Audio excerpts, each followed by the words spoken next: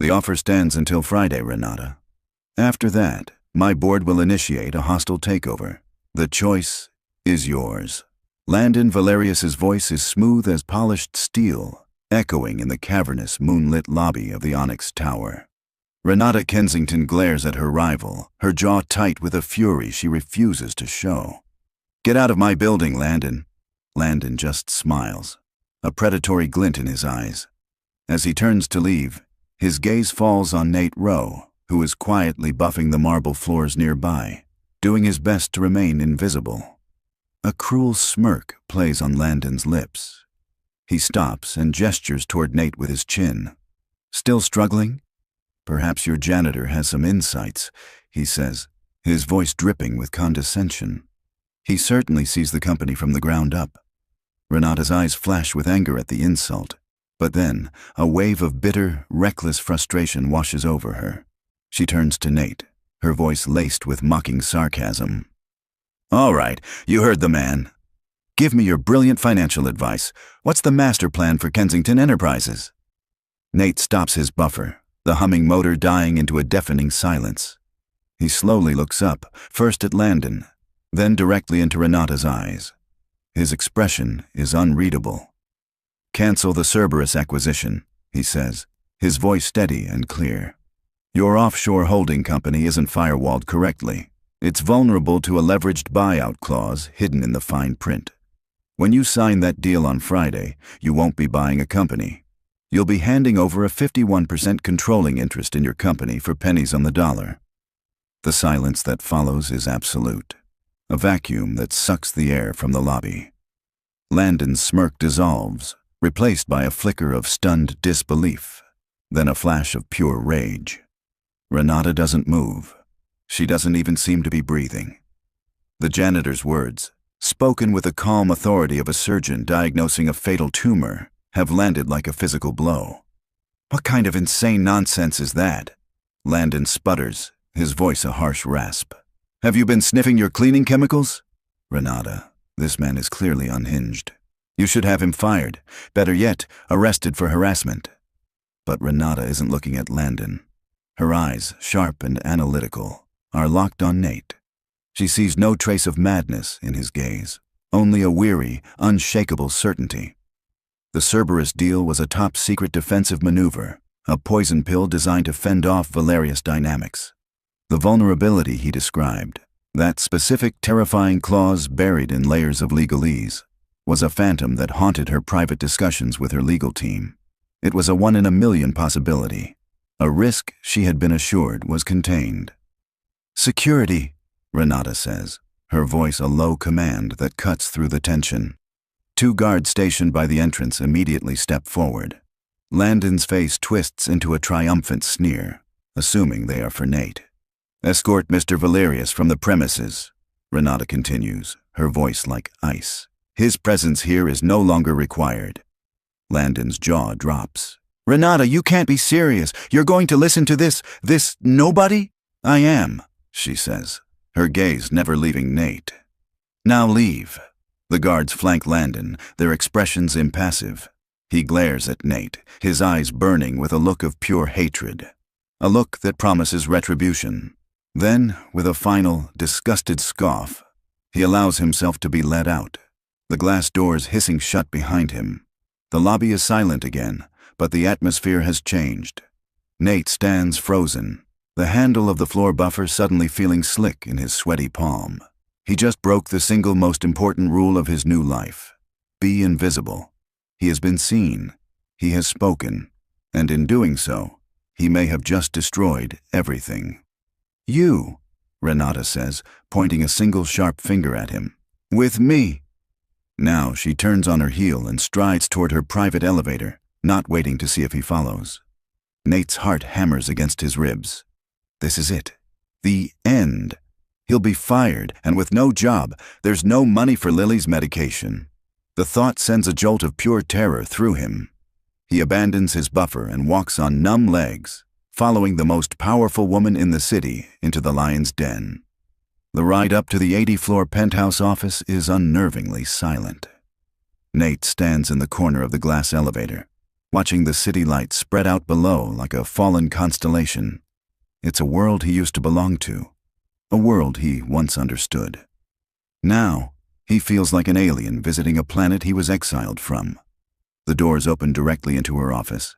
It's a vast, minimalist space, dominated by a single, massive desk of black marble and a floor-to-ceiling window that offers a god's-eye view of the metropolis. There are no family photos, no personal trinkets, just power, distilled into glass, steel, and silence. Renata walks to her desk but doesn't sit. She turns to face him, her arms crossed, her expression a mask of controlled intensity. "Who are you?" she demands. It's not a question. It's an accusation. "Nate Rowe," he says, his voice barely a whisper. "Night shift maintenance." "Don't play games with me," she snaps.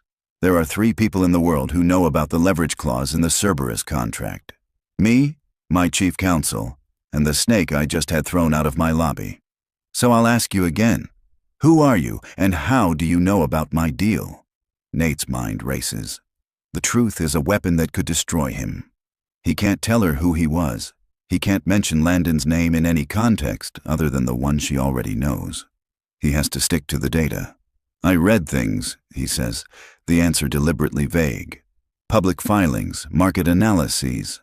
Sometimes you see patterns that other people miss." "Patterns?" She scoffs, circling him like a shark. "You're telling me you deduced a fatal flaw in a multi-billion-dollar private acquisition from reading public documents? You think I'm a fool?" "No," Nate says, meeting her gaze. "I think you're in trouble. That clause wasn't an accident. It's a trap. It was designed to look like a standard indemnity provision, but the legal language is deliberately ambiguous. It's triggered by the transfer of offshore assets, which is the entire basis of the deal.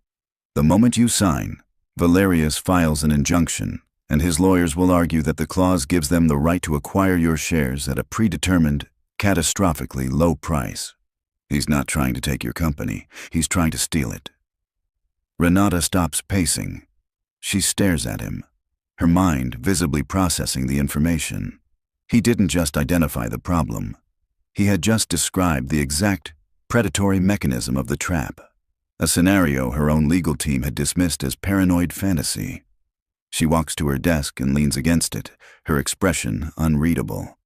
For a long, agonizing minute, she says nothing. Nate can hear the frantic beat of his own heart. Finally, she speaks, her voice dangerously quiet. "I am in a war, Mr. Rowe, and I am losing. My company is being systematically attacked, and I have a traitor on my board feeding Valerius information. The Cerberus deal was supposed to be my last line of defense. Now you're telling me it's a guillotine." She pushes off the desk and walks toward him until she is standing just a few feet away. Her eyes are like chips of granite. "I don't know if you're a spy, a ghost, or some kind of savant. Frankly, I don't care. Right now, you are the only person who has given me a piece of the truth. So here's the deal." She holds up 2 fingers. 48 hours. That's what you have. I want irrefutable proof that Landon Valerius engineered this trap. I want to know who my traitor is, and I want to know how to turn this entire thing around and destroy him with it. Nate stares at her, speechless. "You want me to investigate your company?" "I want you to save it," she corrects him. "You'll have my personal authority. Full access to any data, any personnel, any resource you need. No one will question you." She leans in closer, her voice dropping to a deadly whisper. "If you succeed, you can write your own check. Name your price. But if you fail, if you're wasting my time, or if this is some elaborate trick, I will personally see to it that you spend the rest of your life in a federal prison. Do we have an understanding?" Nate thinks of Lily, her pale face, her quiet strength, the little bottle of pills on their kitchen counter that gets emptier every day. This is madness. It's a suicide mission, but it's also the only lifeline he's been thrown in 6 years. He takes a deep breath, the ghost of his former self rising from the ashes. "Yes, Ms. Kensington," he says, his voice finding a strength he thought was long gone. "We have an understanding." The air in the office crackled with the weight of Nate's acceptance. Renata gave a single, sharp nod. The decision made. The time for deliberation was over. She strode to her desk and pressed a button on a sleek intercom. "Corinne," she said, her voice crisp. "Clear my schedule for the next 48 hours. All calls, all meetings. Then, I need you to issue a new security credential, Alpha Prime Clearance, for a Mr. Nathaniel Rowe. He is to have unrestricted access to all Kensington networks, databases, and facilities, effective immediately. He will be operating under my direct authority. There will be no questions and no delays. Is that understood?" A calm, professional voice replied from the speaker. "Understood, Ms. Kensington. Is there anything else?" "Yes. Prepare the auxiliary strategy suite on this floor and send up a new inbox secure mainframe laptop. Now, right away, Ms. Kensington." Renata switched off the intercom and looked at Nate. The transformation had begun. He was no longer a janitor. He was a ghost in her machine, a weapon she was aiming at the heart of her enemy. "The strategy suite is across the hall," she said, gesturing toward the door. "It's small, soundproof, and has a direct fiber line to our servers. You'll work from there. The laptop will have everything you need to start. My personal cell number will be on the desktop. You report only to me." Nate could only nod, his mind reeling. Alpha Prime Clearance, strategy suite. He had gone from mopping floors to the company's inner sanctum in less than 15 minutes. A woman, Corinne, with a severe haircut and an efficient demeanor, arrived moments later. She handed Nate a heavy black laptop and a stark white keycard with no name, only a gold chip. She didn't meet his eyes, her professionalism a mask for what was clearly burning curiosity. Renata led him across the hall to a door that looked like a simple closet. She pressed her thumb to a scanner, and it clicked open, revealing a small, glass-walled room. Inside was a minimalist desk, a high-backed chair, and a single, wall-sized monitor, currently dark. A fishbowl. He was on display for the entire executive floor to see. "Go," Renata said simply. "The clock is ticking." Nate stepped inside, the door closing with a soft, definitive click behind him. He was alone. He placed the laptop on the cool surface of the desk and opened it. It booted instantly to a simple, secure desktop. A single icon was in the center, Kensington Archive. He took a deep breath, the familiar scent of new electronics a ghost of his former life. His fingers, calloused from pushing a mop bucket, found the keyboard. The muscle memory was still there. He clicked the icon, and a login screen appeared. He swiped his new card. Access granted. The entire digital soul of Kensington Enterprises opened up before him. Financial records, internal emails, acquisition proposals, personnel files. It was an ocean of data. He knew he couldn't look for the traitor first. He had to prove the trap. He had to find the poison pill in the Cerberus deal. He navigated to the secure folder labeled ACQ_CERBERUS. He opened the primary contract file, a document over 1,000 pages long. He didn't read it. He went straight for the metadata, the history of revisions. He saw the logs of Renata's legal team, the back-and-forth negotiations, and then he saw it. An external revision. A file uploaded from an IP address outside the Kensington network. It was masked, routed through a proxy in the Cayman Islands, but the timestamp was there.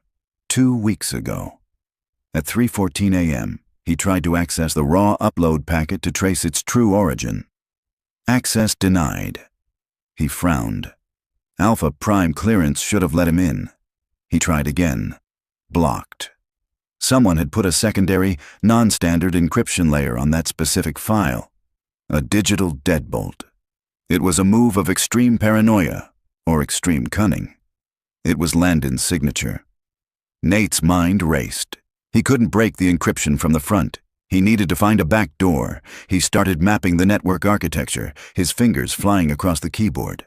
He wasn't just looking at the official schematic. He was looking for the flaws, the old, forgotten pathways. As the minutes bled into an hour, his focus was absolute. The world outside the glass walls faded away. The janitor was gone. The analyst had taken over. But then, a sharp vibration in his pocket shattered his concentration. His phone, a picture of Lily, smiling with a gap in her teeth, lit up the screen. His heart seized. He'd been in this glass cage for over 2 hours. He had forgotten to call. he answered, his voice instantly softening. "Hey, Sweet Pea. I'm so sorry. I got held up at work. It's okay, Daddy." Lily's voice came through, small and tired. "Mrs. Gable next door brought me some soup. Are you coming home soon? I can't tonight, Lily Pad," he said, the words feeling like shards of glass in his throat. "I have to work a really long shift, a special project, but I'll be home as soon as I can, I promise." "Okay," she said, her disappointment a palpable thing, even over the phone. "Don't forget to check on my bottle." "I won't," he said, his stomach twisting.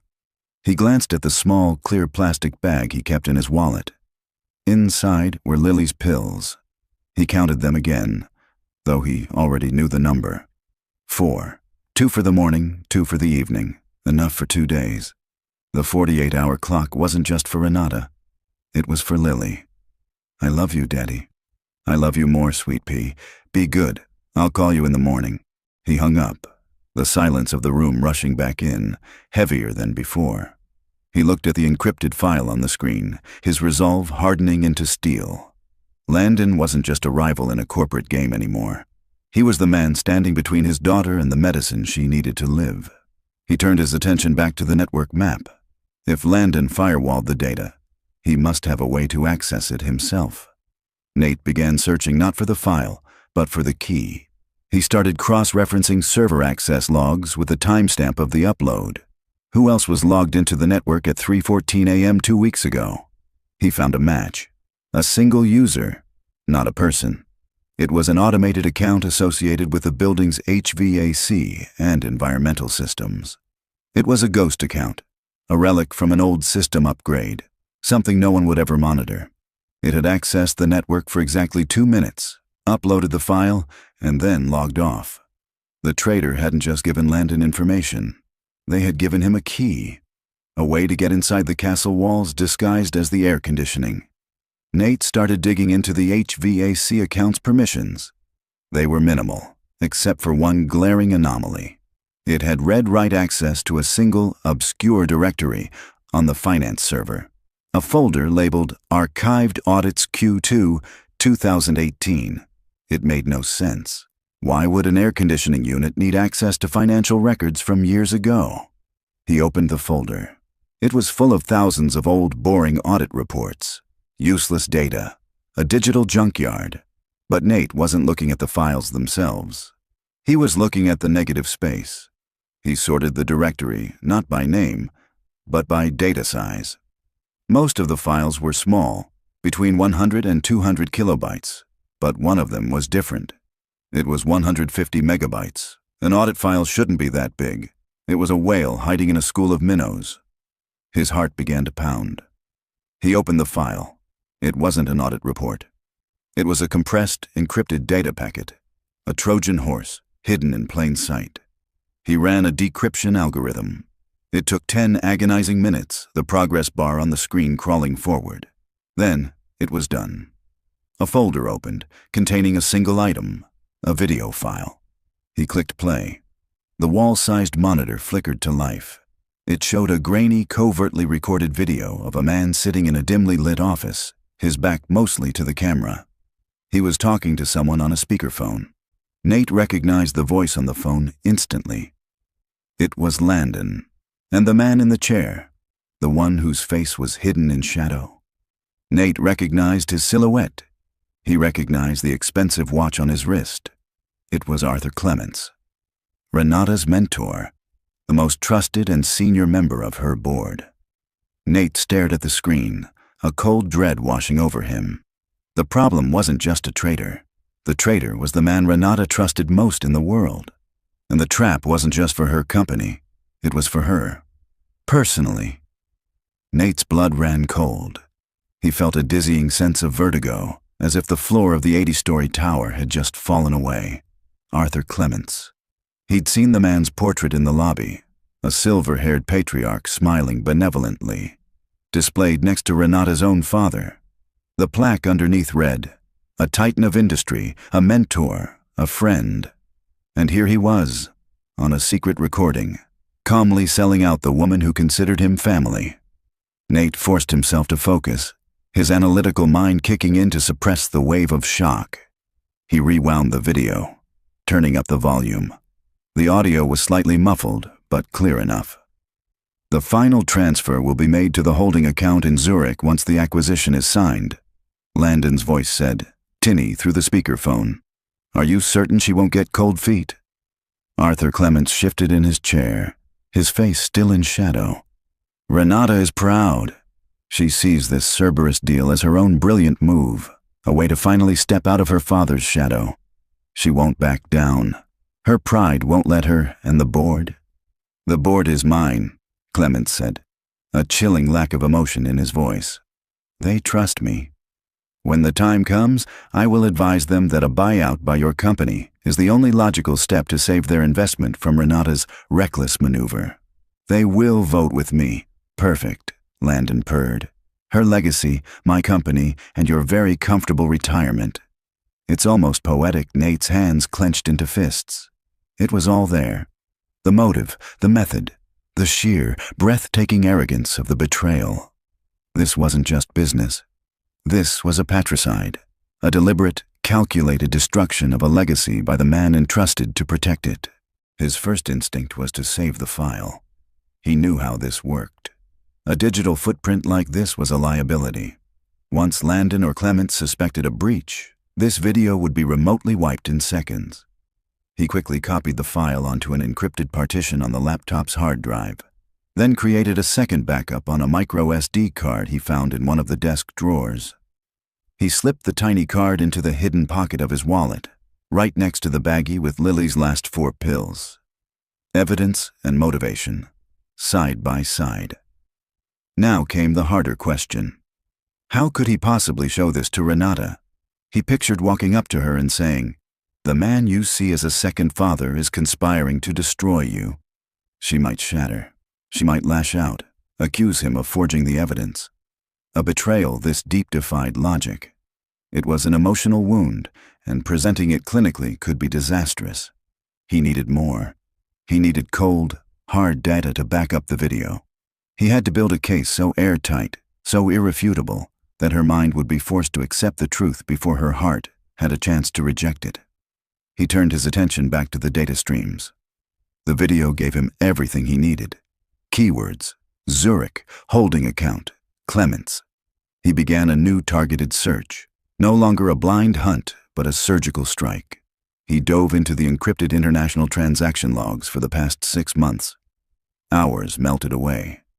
The sky outside the window began to lighten from inky black to a bruised purple, then a pale, hazy gray. The city was waking up, but Nate hadn't slept. Fueled by stale coffee from a machine Corinne had left outside his door and the raw, burning anger in his gut, he worked. He found the trail. It was brilliant in its subtlety. A series of small, authorized payments from Kensington's international division to a dozen different shell corporations for consulting services.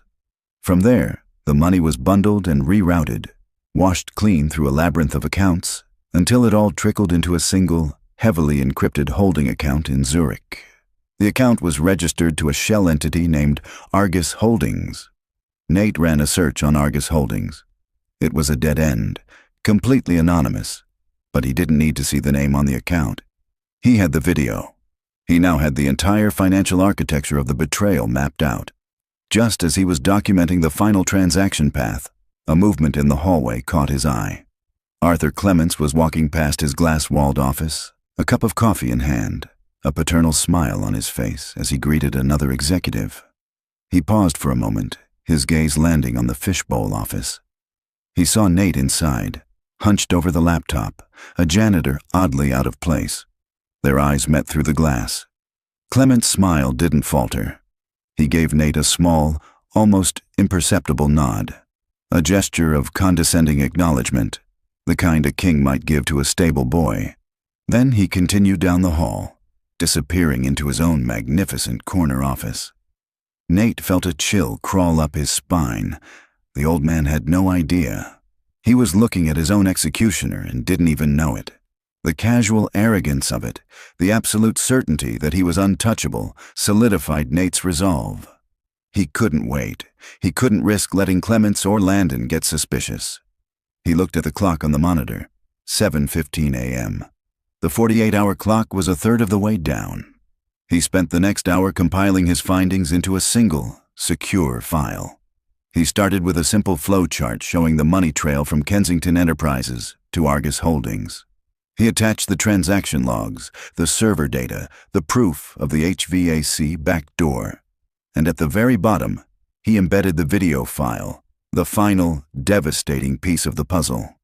He looked at the finished package. It was a digital bomb.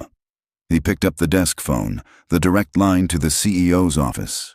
He knew this call would change everything. It would shatter Renata's world, and it would either be the beginning of his salvation or the act that sealed his fate.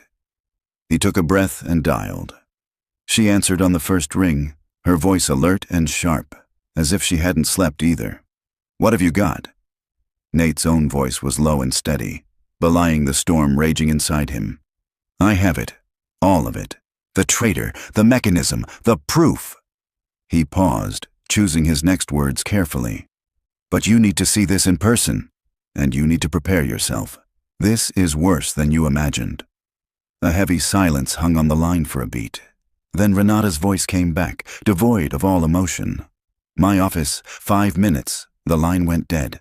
Nate gathered the laptop, his hands steady despite the adrenaline coursing through his veins. He took the micro SD card from his wallet and taped it securely to the inside of his belt, a paranoid reflex from a life he thought he'd left behind. Never walk into a meeting without an insurance policy. He stepped out of the glass-walled office and walked the short distance to the CEO's suite, the curious eyes of the early morning executives following his every move. He was no longer just an anomaly.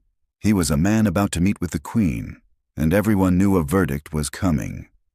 Corinne, Renata's assistant, stood guard outside the office door. Her professional mask was firmly in place, but her eyes betrayed a flicker of intense curiosity as she opened the door for him without a word. Renata was standing by the massive window, a silhouette against the bright morning sun flooding the city. She didn't turn as he entered. "Show me," she commanded, her voice flat. Nate walked to the conference table at the center of the room and connected the laptop to the large monitor on the wall. He didn't start with the video. He started with the data. He had to build the cage before he revealed the monster. "The vulnerability in the Cerberus deal is intentional," Nate began, his voice calm and even. He brought up the flowchart he'd created. "It's part of a two-pronged attack. The first prong is financial." He walked her through the labyrinth of transactions, his words precise and clinical. He showed her the money flowing out of her company, washed through shell corporations, and deposited into the Zurich account. He pointed out the specific accounting loopholes that were exploited, the digital backdoors that were used.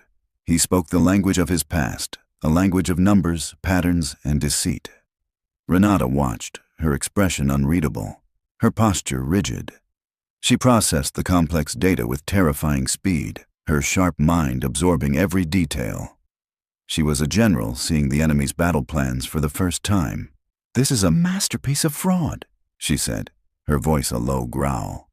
"Subtle, patient, nearly invisible. But it's just money. The real attack is the Cerberus clause.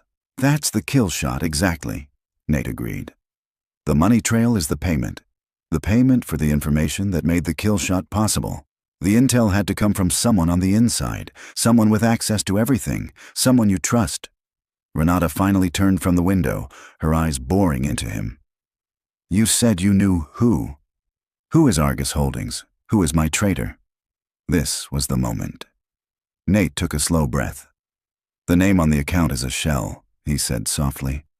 "But I didn't need a name. I found his confession." He minimized the spreadsheets, the screen going black for a second. His hand hovered over the video file. "What you're about to see," he started, then trailed off. There was no way to soften this. He simply clicked play. The grainy, covert video filled the screen. The sound of Landon Valerius's voice, smug and triumphant, filled the silent office, followed by the calm, measured tones of Arthur Clements. Nate didn't watch the video. He watched Renata. For the first few seconds, her expression was one of confusion. Then, as she recognized the voice, her mask of command didn't just crack, it disintegrated. The color drained from her face, leaving her skin as pale as the marble on her desk. A subtle, almost imperceptible tremor started in her left hand. Her eyes, wide with disbelief, were glued to the screen, her body utterly still, as if a single movement would shatter her into a million pieces. She listened to the man she called her mentor, the man who had stood by her father's side for 30 years, calmly and methodically outlining her destruction. She heard him call her proud, reckless. She heard him conspire to steal her father's legacy. Each word was a fresh cut, dismantling the foundations of her world. When the video ended, the screen went black, but the silence it left behind was deafening. Renata stood frozen for a full minute, her gaze fixed on the blank monitor, seeing nothing. Nate didn't speak. He didn't move. He just waited, giving her the space to navigate the wreckage of her trust. Finally, she blinked. Once, twice. She took a ragged breath, the first sign that she was returning to her body. Her hand, which had been trembling, clenched into a tight, white-knuckled fist. The shock in her eyes was slowly being replaced by something else. Something harder, colder, a burning, diamond-hard rage. She turned her head slowly, her eyes meeting Nate's. The vulnerability was gone, locked away behind a wall of pure steel. "That snake," she whispered, her voice rough with a pain so deep it was almost soundless. That ungrateful, treacherous snake. She walked to her desk, her movement stiff, and poured a glass of water from a crystal carafe. She drank it in one long, steady swallow. When she set the glass down, the sound was the only thing that broke the silence. "For 30 years he ate at my father's table," she said, more to herself than to Nate. "He held me in his arms at my father's funeral and swore he would help me protect his legacy." She looked at Nate, a new, dangerous light in her eyes. "And all this time, he's been planning to burn it to the ground." She walked back to the monitor, her focus absolute. The victim was gone. The CEO was back. This isn't just about the company anymore. This is personal. He didn't just betray me. He betrayed my father. He betrayed his memory. She looked from the dark screen to Nate, and for the first time, he wasn't just an asset or an anomaly. He was the only person in the room she knew for certain she could trust. The dynamic between them had irrevocably shifted. "They set a trap for me, Nate," she said, his first name sounding strange and yet perfectly natural on her lips. "Landon and Arthur. They expect me to walk into it on Friday like a lamb to the slaughter." Her lips curved into a smile that held no warmth, only the promise of retribution.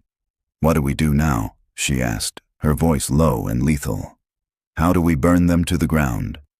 Nate had been waiting for this question. He had been thinking about it all night. Revenge wasn't enough. It had to be poetic. It had to be complete. "They've handed us the weapon," Nate said, his own voice hardening. "The Cerberus contract. We don't cancel the deal. We don't run from the trap." He stepped closer to the monitor, a plan crystallizing in his mind, bold and terrifyingly risky. "We let them spring it, but when the jaws snap shut, we make sure they're the ones caught inside." A dangerous light flickered in Renata's eyes. The shock had burned away, leaving behind the cold, clear focus of a predator. "Tell me," she said, her voice a low command. Nate stepped closer, the adrenaline sharpening his thoughts into a fine point. "Landon and Arthur's trap is perfect," he began, "but it has one weakness, their arrogance. They believe you're reacting to a business threat, so they're prepared for a business move. They expect you to cancel the deal, try to renegotiate, or even sue. What they don't expect is for you to knowingly sign their doctored contract." "Because it would be suicide," Renata countered.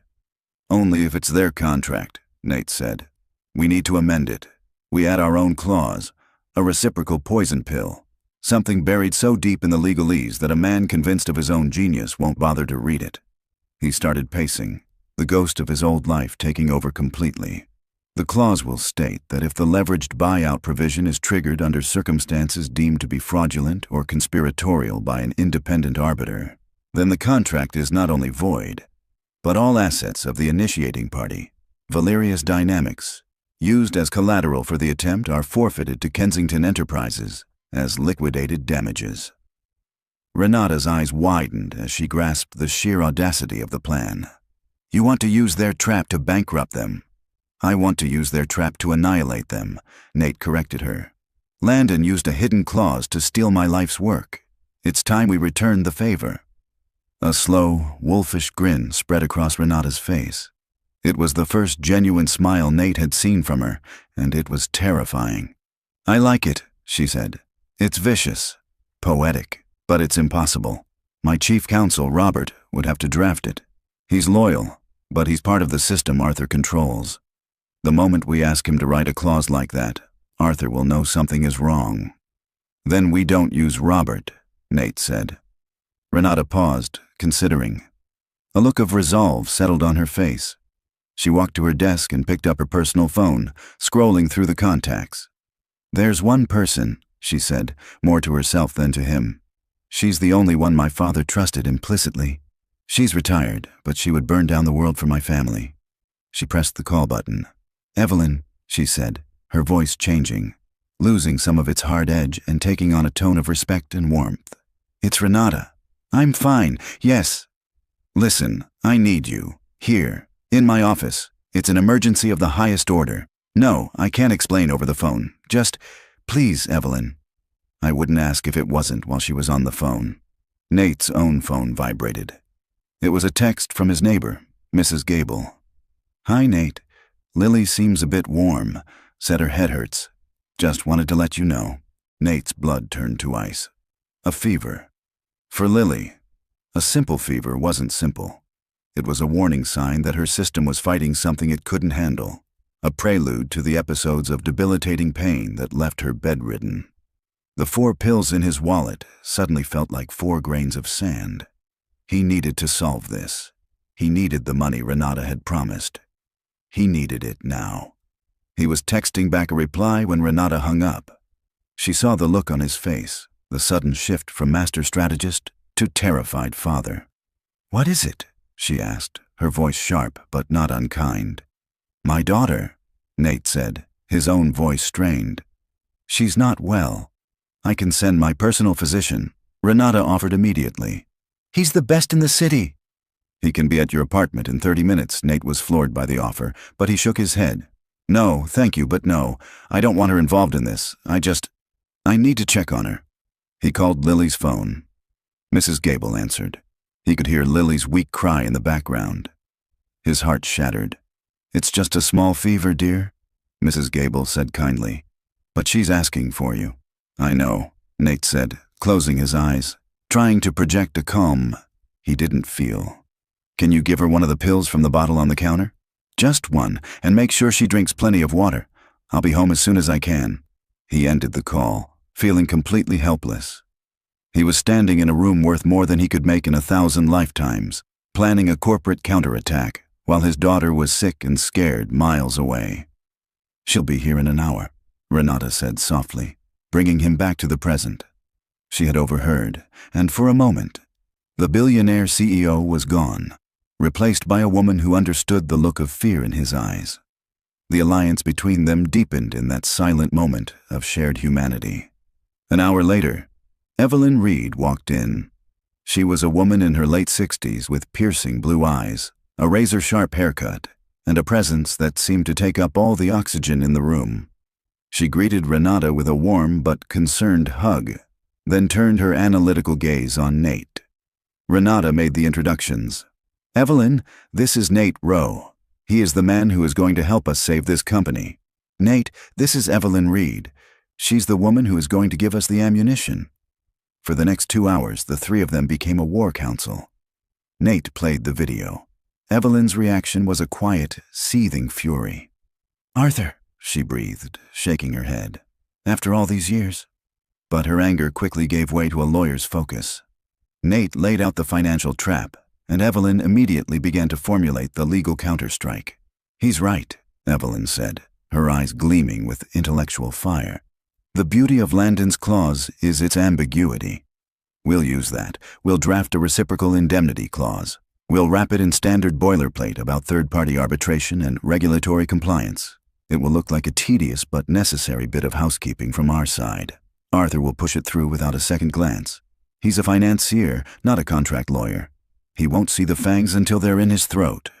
They worked, a seamless trio of finance, law, and strategy. Evelyn dictated the precise, lethal language. Nate pressure-tested it, ensuring it was a perfect mirror of Landon's trap. Renata provided the ruthless oversight, trimming every unnecessary word, making it as lean and deadly as possible. By noon, it was done. A single page, dense with text. It looked completely innocuous. It was the most dangerous document Nate had ever seen. Evelyn printed it out.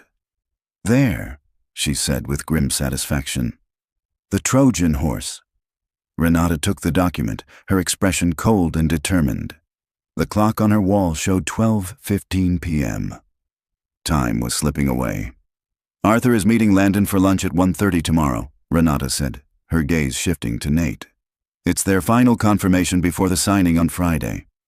We have less than 24 hours to make sure Arthur walks into that lunch with his piece of paper in his briefcase, believing it's his own idea." The question hung in the air, heavy and sharp. How do you convince a master manipulator to willingly carry his own death warrant to a meeting? "We can't push," Nate said, his mind already piecing together the strategy. "If we approach him with an amendment, he'll be suspicious. The change has to come from him. He has to think it's his idea to protect the plan." Renata leaned forward, her eyes narrowing. "Exploit his arrogance. Make him think he's outsmarting me." "Exactly," Nate confirmed. "We create a fire, and then we hand him the exact extinguisher we want him to use. We're going to leak a piece of information to him. We're going to make him believe that a different, much more obvious flaw has been discovered in the contract, a red herring." Evelyn caught on immediately, a slow, predatory smile forming on her lips. "We stage a panic. Make him think Renata's team has finally found a loophole and is about to scuttle the deal. He'll swoop in to play the hero and fix the problem, keeping his timeline intact." The plan was audacious, a high-wire act with no safety net. It required perfect execution and nerves of steel. "Here's how we do it," Nate said, taking charge. He laid out the scenario. He would draft a memo detailing a plausible but ultimately harmless flaw. A supposed conflict with a new, obscure EU banking regulation that could delay the transfer of offshore funds. It would be a technical nightmare, threatening to tie up the deal in red tape for months. Renata would then, accidentally, leave a printed copy of this memo on a table in the executive lounge, a place she knew Arthur walked through every afternoon. "He'll find it," Nate said with certainty. "He's a spy in his own house. He's looking for whispers and secrets. He won't be able to resist. And when he comes to me to warn me about this flaw?" Renata asked. "You play the part," Nate instructed. "You're panicked, furious at your legal team for missing it. You're on the verge of calling Landon to postpone everything. Arthur can't let that happen. It would derail his entire scheme. He'll demand a solution, an immediate one." "And that solution," Evelyn finished, tapping the single, deadly page they had drafted, "will be this. I'll be the outside consultant you brought in to handle the crisis. I'll present this as the simplest, cleanest way to patch the hole the trap was set." For the rest of the day, a silent, tense energy filled the 81st floor. Nate drafted the fake memo, filling it with dense, terrifying-sounding but ultimately hollow legal jargon.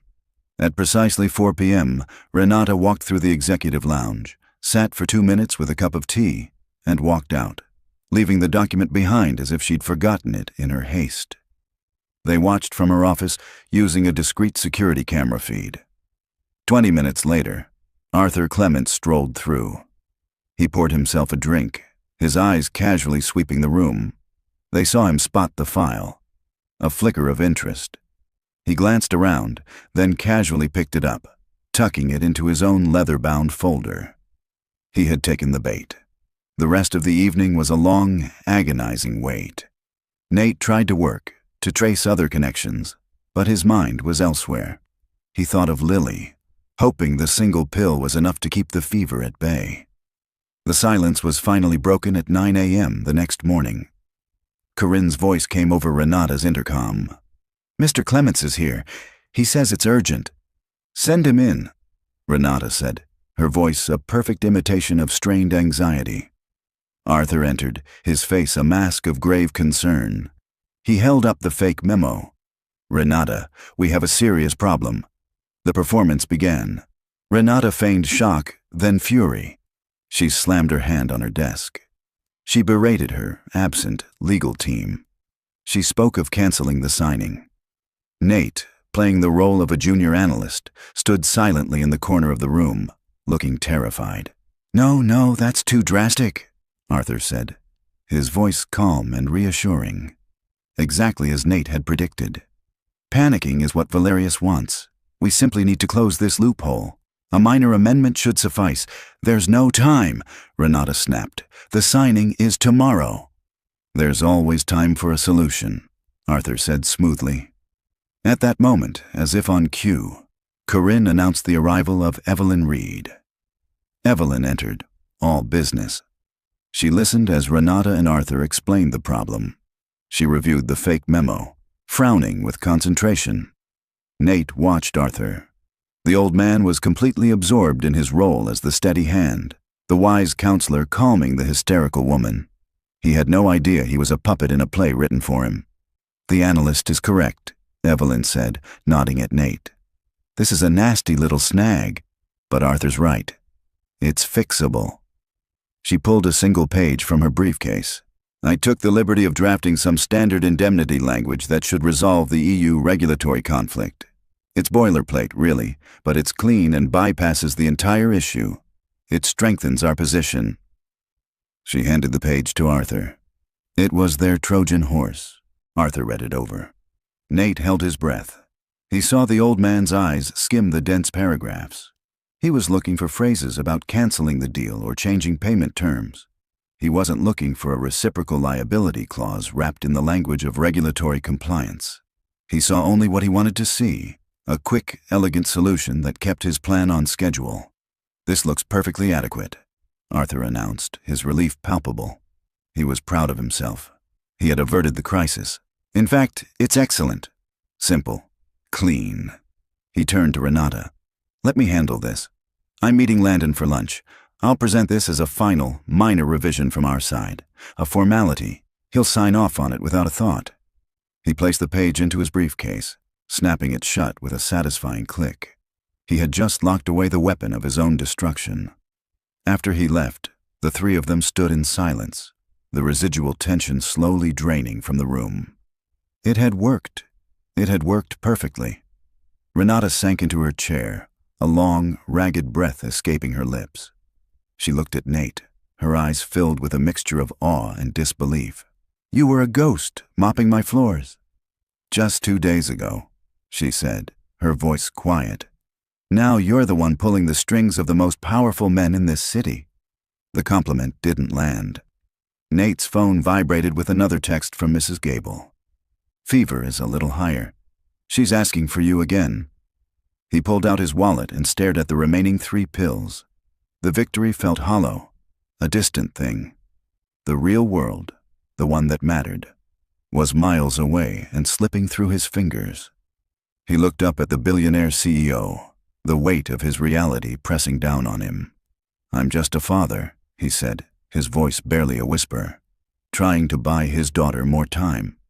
The air in Renata's office was thick with a tense, controlled silence.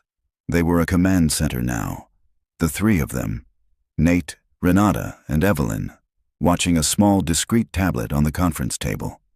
On the screen was a live audio feed, represented by a simple, fluctuating waveform. A high-risk surveillance operation, orchestrated by Renata's head of security, was underway. A tiny microphone, disguised as a cufflink on a trusted waiter's uniform, was their only ear into the most important lunch meeting in the city. They listened to the clink of silverware, the murmur of the restaurant, waiting. The 24 hours they had felt like an eternity and no time at all. "Arthur seems to be enjoying his lobster," Evelyn remarked dryly, trying to cut the tension. Nate wasn't listening to the small talk. He was trying to push the image of Lily's pale face out of his mind. Every minute that crawled by was a minute he wasn't with her. He trusted Mrs. Gable, but trust couldn't break a fever. Just then, his phone rang, a shrill, piercing sound that made all three of them jump. The caller ID read, Northwood Elementary. His heart plummeted. It was the school nurse. "Mr. Rowe?" a concerned voice said. "It's Sharon at Northwood. Lily's fever has spiked quite high. She's a bit disoriented and she's asking for you. I think you need to come get her." The world narrowed to the sound of that voice. The billion-dollar deals, the corporate espionage, it all evaporated. His daughter was sick and scared, and he wasn't there. "I'm on my way," he said, his voice thick. He was already standing, grabbing his jacket, his mind a chaotic whirl of logistics. He could take a cab, get to her in 30 minutes, but then what? He couldn't afford an emergency room visit, not without insurance. "Nate!" Renata's voice cut through his panic. She was standing now, too. "Go! We'll handle this." He looked from the tablet, the mission he was so close to completing, to the door. He was torn. He was the only one who truly understood Landon's mindset, the only one who would know for sure if he was taking the bait. "I can't," he said, the words tasting like ash. "We need to hear this." Renata looked at the raw agony on his face, at the impossible choice tearing him apart. A decision clicked into place behind her steel-blue eyes. She picked up her personal phone and dialed. "Dr. Alistair, it's Renata Kensington. I have an emergency. I need your best pediatric team. Not just you, the whole team. Mobile diagnostic unit, everything. I'm sending you an address. I want you there in 20 minutes.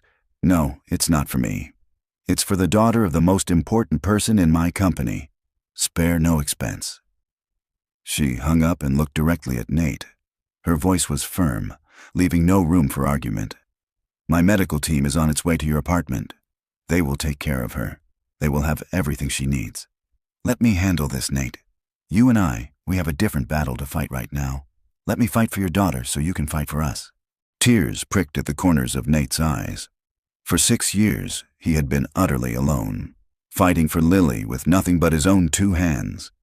Now, in the most unlikely of circumstances, this formidable, powerful woman was using her empire to protect his daughter. "Thank you," he whispered, the words inadequate. "We're partners now," she said simply. "We take care of our own." As if on cue, the audio feed from the tablet crackled to life.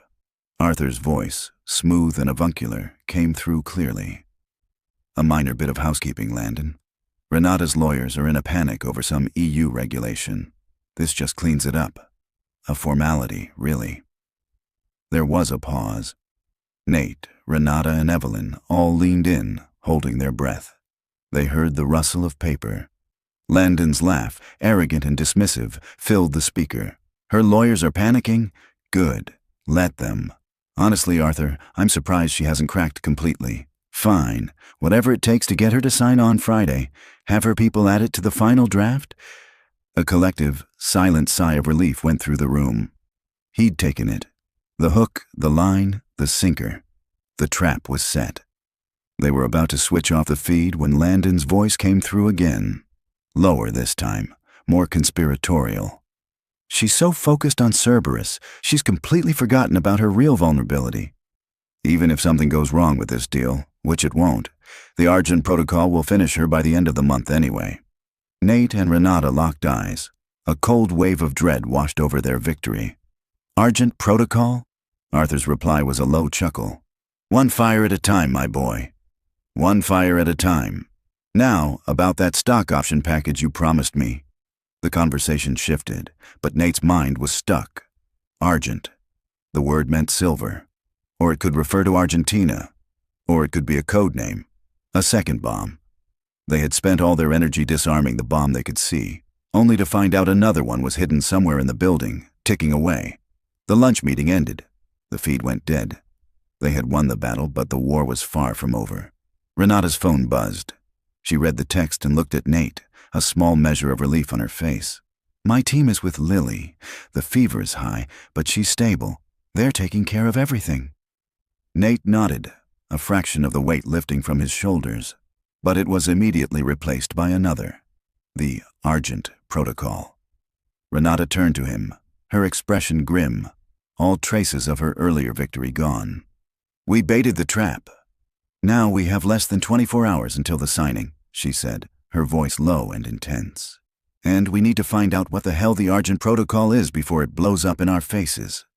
The brief moment of relief in the room was a mirage, quickly evaporating to reveal the stark, terrifying landscape of a new threat. Argent. The word hung in the air, a code name for their potential destruction. "Start a search," Renata commanded, her voice regaining its hard edge. "Full network crawl. Every document, every email, every financial report. I want anything and everything with the word Argent in it." Corinne, patched in via speakerphone, immediately relayed the order to the company's data security team. Nate, however, was already shaking his head, his mind racing in a different direction. "It won't be here," he said, thinking aloud. "Landon built this trap. The core of it won't be on your servers. It's an external attack. The word itself, it has to be a tell. Something from his past." He closed his eyes, forcing himself back through the years, back to a time of shared ambition and eventual betrayal. Back to a cramped office, whiteboards covered in equations, the frantic energy of creation. Landon had been obsessed with code names drawn from mythology and history. Cerberus, the guardian of the underworld, and Argent. The memory hit him like a lightning strike, so sharp and clear it made him gasp. "Argent," he breathed, his eyes snapping open. "The Argent Project. It was our name for a predictive modeling algorithm I was designing. It was my life's work."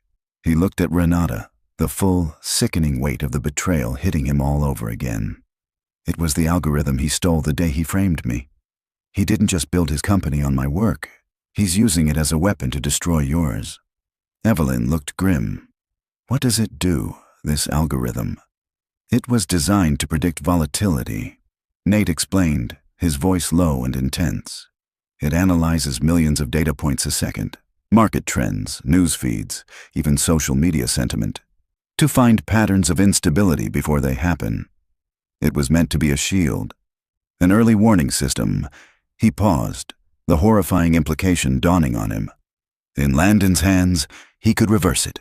Instead of predicting a fire, it could start one, a flash crash. He can use it to digitally assassinate your stock. A heavy silence fell over the room. The Cerberus trap was a legal maneuver, a brutal but understandable corporate attack. This was something else. This was a weapon of mass financial destruction, and it was aimed directly at the heart of Kensington Enterprises. "How do we find it?" Renata asked, her voice dangerously calm. "We look for its shadow," Nate replied. He turned back to the laptop, his fingers a blur. He bypassed Kensington's internal network and opened a direct raw feed to the stock market's high-frequency trading data. It was a torrent of pure information, billions of transactions a second, a meaningless waterfall of noise to almost anyone else. But Nate knew what he was looking for. He was hunting for a ghost, his own. As Nate worked, lost in the digital storm, Renata's phone buzzed. It was Dr. Alistair. She listened, her expression changing from tense to something softer, something Nate hadn't seen before. She ended the call and turned to him. "That was the doctor," she said, her voice gentle. Nate's head snapped up, his heart in his throat. "Lily is responding to the treatment. The fever is breaking. But more than that, they ran a full genetic panel. They think they've identified the specific enzyme deficiency causing her illness.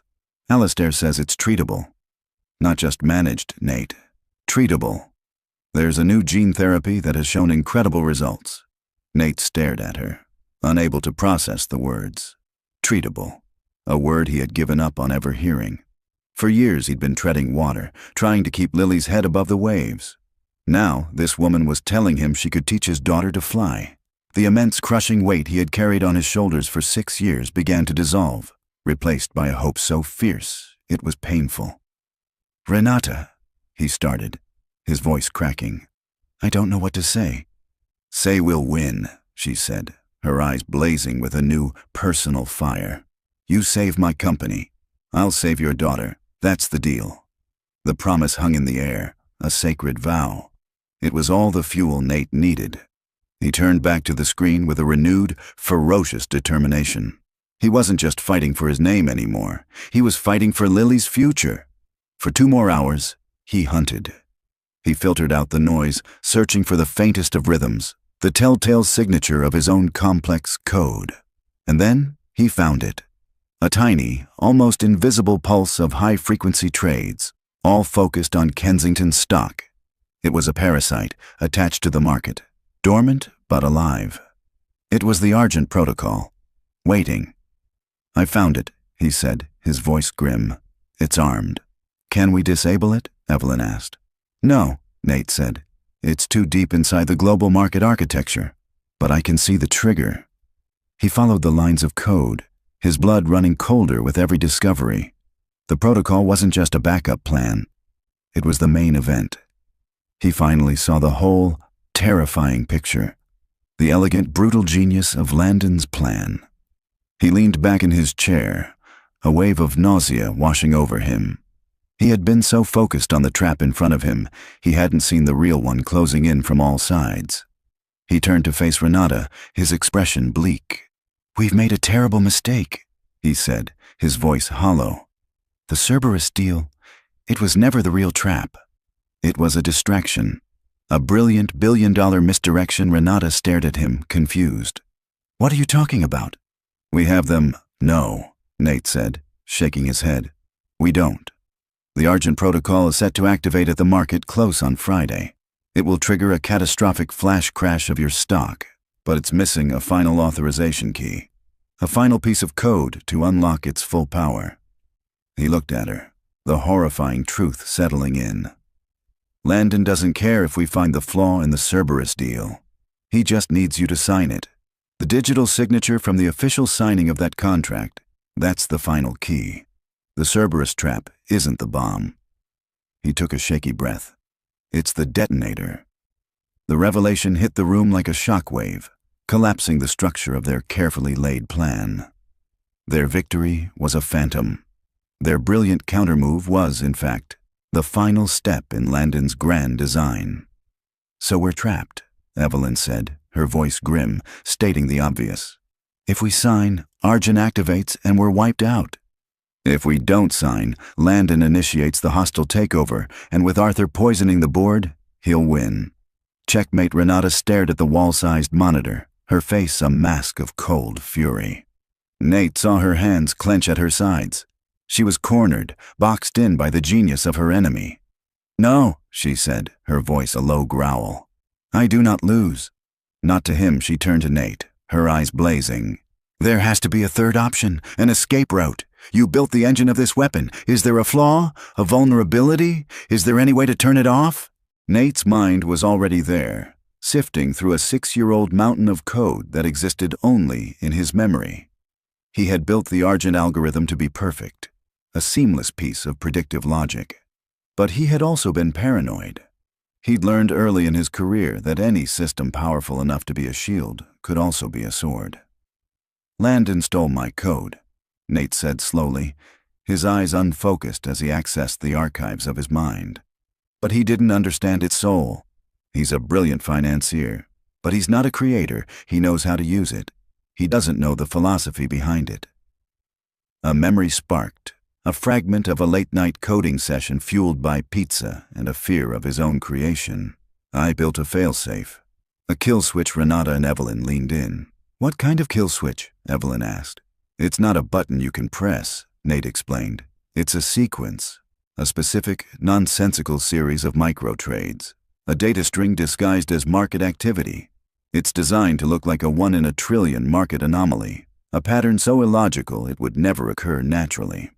If the algorithm detects that exact sequence, its core protocol is to interpret it as a catastrophic system failure and execute an immediate, total shutdown." Hope, fragile but real, returned to the room. "Can you execute it?" Renata asked, her voice urgent. Nate's face fell. "To do it, I need a terminal with direct, ultra-low latency access to the market's central exchange server. And I need a broker who can execute a custom, multi-part trade sequence in the final seconds before the market closes, without filing a flight plan and tripping 100 regulatory alarms. We can't use Kensington's trading desk. Arthur and Landon would see it coming a mile away. They were so close, yet it was an impossible task. They needed a ghost, a traitor who operated in the shadows. Nate's mind sifted through the wreckage of his past, through the faces of colleagues who had turned their backs on him, who had believed the lies. But there was one. Marcus, his former junior analyst, a kid with a genius for market mechanics and an almost fanatical loyalty. Nate had cut ties with him completely to protect him from the fallout. He had no idea where he was now.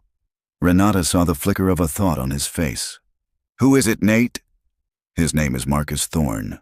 Nate said, "Wait, no, Marcus Cole. He was the best I'd ever seen, but I haven't spoken to him in 6 years.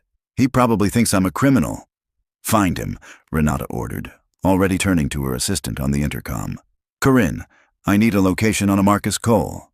Last known employer was a financial firm called Argent." "No, that's not right. Just find him. Use every resource we have." 10 minutes later, Corinne had an answer. Marcus Cole was now a senior partner at a small, independent high-frequency trading firm, a boutique shop that specialized in exactly the kind of high-risk, high-speed trading Nate needed. Corinne provided a personal cell number. Nate stared at the number on the screen. It felt like a lifetime away. This call was harder than facing down Renata, harder than confronting the ghost of Arthur. This was asking the one person whose respect he valued to believe in him again. He took a deep breath and dialed. The phone rang twice. A familiar voice, older now, but still sharp, answered. "This is Marcus." "Marcus," Nate said, his own voice sounding foreign to him. "It's Nate Rowe." The silence on the other end of the line was a physical thing, a wall of ice. Nate could hear Marcus breathing. "Nate," Marcus finally said, his tone a mixture of shock and cold anger. "After 6 years?" "What the hell do you want?" "I need your help," Nate said, pushing ahead before he could lose his nerve. "It's Landon. He's doing it again, Marcus, but this time it's not just a single fund. He's about to crash a multi-billion-dollar company. He's weaponized the Argent algorithm." He heard Marcus take a sharp breath. "Argent? I thought you destroyed that research." "I should have," Nate said grimly. "He stole it, and he's integrated it into the market. I've found a way to stop it, but I need to execute a trade sequence in the final seconds before market close tomorrow. I need your terminal. I need your help. You're asking me to risk my license, my company, everything, based on a ghost story from a man who disappeared 6 years ago," Marcus said, his voice flat. "Why the hell should I believe you?" This was it, the moment of truth. Nate closed his eyes, picturing his friend. "Because you were there, Marcus. You know what we were building, and you know, deep down, that I didn't do what they said I did. You know it was Landon. I'm asking you to trust what you knew then, not what you've heard since." Another long, agonizing silence. Nate's hope began to fade. "The coffee shop," Marcus said finally, his voice low. "On Grand Street. The one we used to go to. 1 hour. You come alone. If I don't like what I hear, you walk away, and you never call me again." The line went dead. Nate looked at Renata, a wave of relief washing over him. "I have a meeting." A new, desperate, three-pronged plan began to form, their last stand against the ticking clock. "Okay," Renata said, her mind already several steps ahead. "Here's what happens now. The signing ceremony is at 2 p.m. tomorrow. I will go. I will sit across from Landon and Arthur, and I will stall for as long as humanly possible. Evelyn will be with me, ready to deploy our legal poison pill as an absolute last resort." She turned her intense gaze on Nate. "You go meet your friend. You do whatever it takes to get him on our side. Tomorrow, while I'm facing them down, you will be in his office, preparing to pull the kill switch." She walked over to him, her expression a mixture of desperation and unwavering trust. "The fate of this entire company now rests on you and a 6-year-old ghost." The coffee shop on Grand Street was exactly as Nate remembered it. A small, cramped space smelling of burnt espresso and old books. Marcus was already there, sitting in a booth in the back, looking older, more tired, but with the same restless, intelligent energy in his eyes. He didn't get up when Nate approached. 6 years, Nate, Marcus said, his voice low, a mix of old hurt and raw curiosity. You vanished. The official story was fraud. I thought you were guilty. Nate slid into the booth. There was no time for a slow reconciliation. There was only the truth. He laid it all out. Landon's betrayal, the stolen algorithm, the frame-up, his daughter's illness, and the reason he had to disappear. He spoke of the impossible situation at Kensington Enterprises, of the 2 ticking bombs, Cerberus and Argent, and the single, desperate chance they had to disarm them both. He held nothing back. Marcus listened, his expression shifting from stony anger to disbelief, and finally, to a dawning, horrified understanding. He had worked with the Argent Code. He knew its power. He weaponized it, Marcus whispered, shaking his head.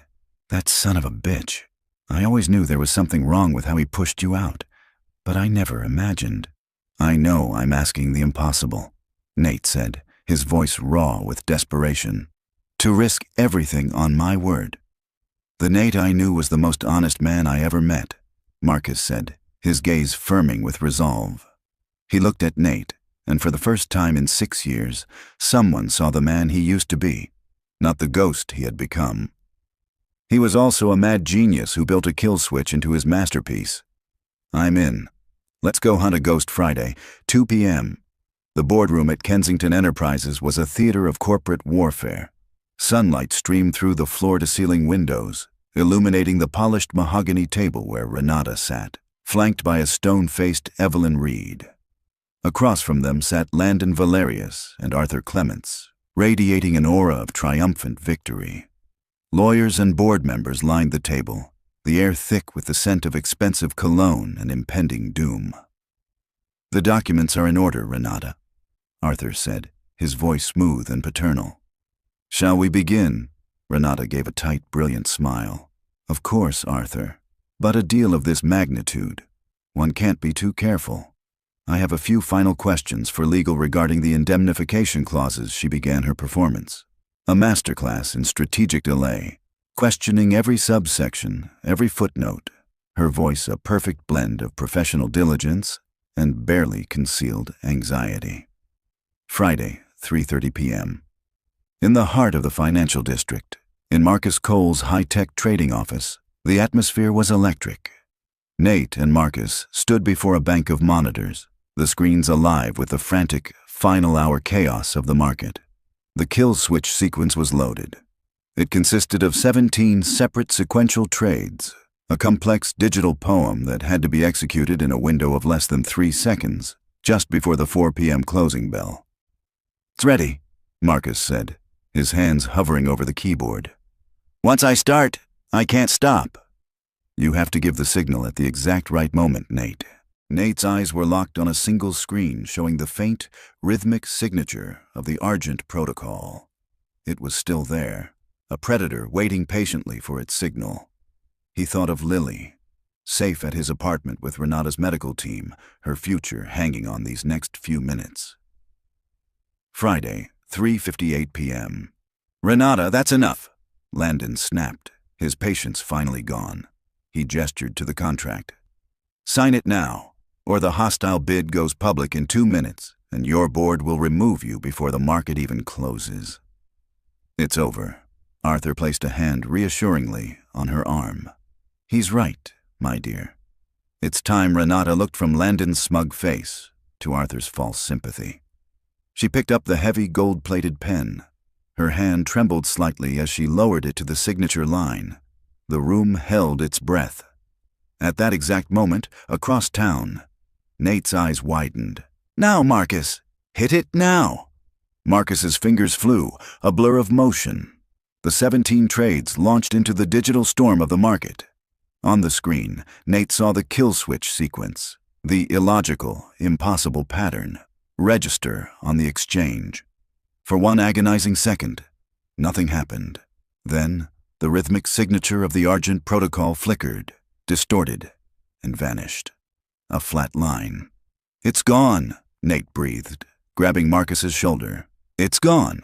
Back in the boardroom, just as the tip of Renata's pen touched the paper, Landon's phone buzzed violently on the table. Then Arthur's, then every other board member's. A cascade of frantic alerts. Landon snatched his phone, his confident smile dissolving into a mask of pure, uncomprehending horror as he stared at the screen. The trap had failed to spring.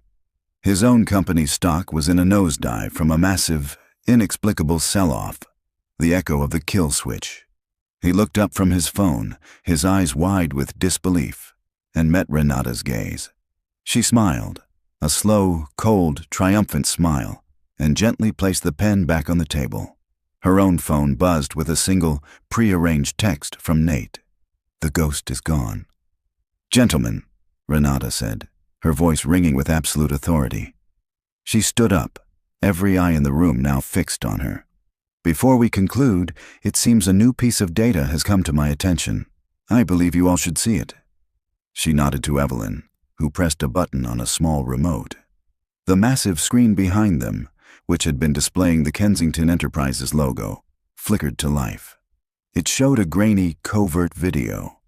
It showed Arthur Clements, sitting in a dimly lit office, calmly plotting her demise with the man sitting right next to him. The room erupted. Arthur Clements made a small, strangled noise and seemed to shrink in his chair, a ruined man. Landon Valerius shot to his feet, his face a grotesque mask of rage and defeat. "This is illegal! It's a fabrication!" he roared. But it was too late. The doors to the boardroom opened, and two uniformed security guards, followed by Renata's head of security, stepped inside. They walked calmly, deliberately toward Landon and Arthur. The trap had been sprung, just not the one they had set. 1 month later, the Onyx Tower buzzed with a renewed sense of purpose. Landon Valerius and Arthur Clements were buried under a mountain of federal indictments, their conspiracy exposed in spectacular fashion. Valerius Dynamics was imploding, and Kensington Enterprises, under Renata's now legendary leadership, was stronger than ever. Nate Rowe was no longer a ghost.